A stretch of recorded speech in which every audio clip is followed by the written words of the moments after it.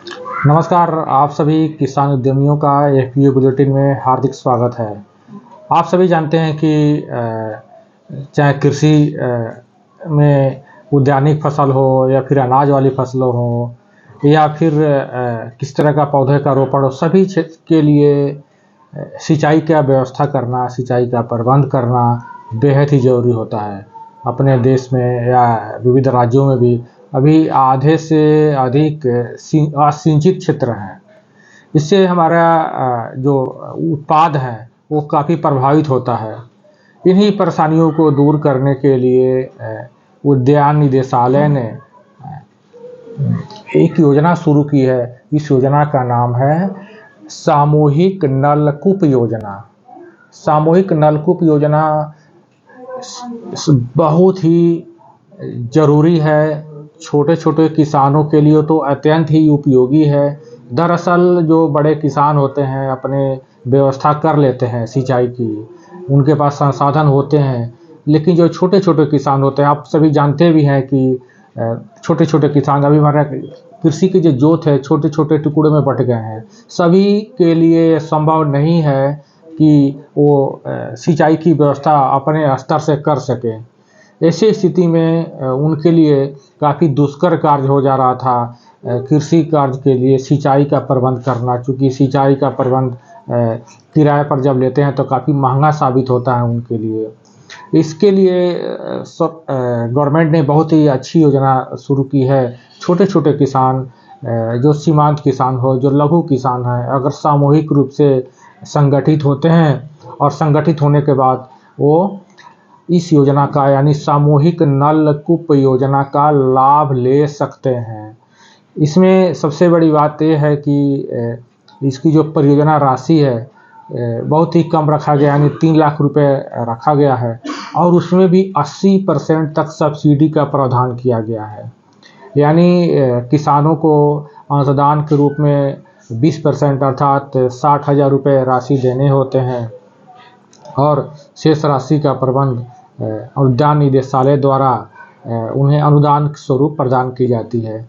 इस योजना में की जो अहर्ता है किसानों को, उसमें ध्यान ये रखना होता है कि समूह के जो सभी किसान हो वो लघु और सीमांत किसान हो, पहला ज़रूरी चीज़ है। दूसरा जो महत्वपूर्ण चीज़ है ये कि सभी किसानों के पास कम से कम 0.5 एकड़ भूमि अवश्य ही होनी चाहिए और सामूहिक रूप से यानी कुल जो भूमि होनी चाहिए वो 6.25 एकड़ होनी चाहिए ज़मीन।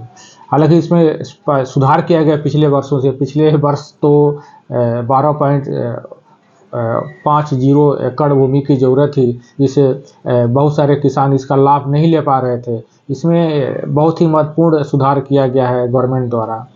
और एक बात और, ये जो योजना है इसके लिए जो ज़रूरी चीज़ है इसमें कि जहाँ पर आप लगाना चाहते हैं यानी नलकूप लगाना चाहते हैं, अधिष्ठापन करना चाहते हैं, वहाँ विद्युत का प्रबंध अवश्य होना चाहिए। इसको ध्यान रखना होगा। हाँ, एक बात और कि बिजली का जो बिल होगा वो किसानों को ही देना होगा।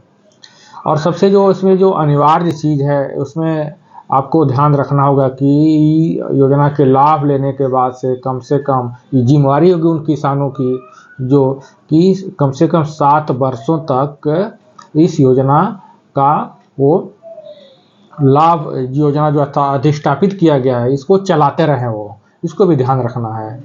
और ताकि इस योजना के जो पैसा लगा है किसानों का या फिर गवर्नमेंट का जो पैसा लगा उसका सही इस्तेमाल होता रहे।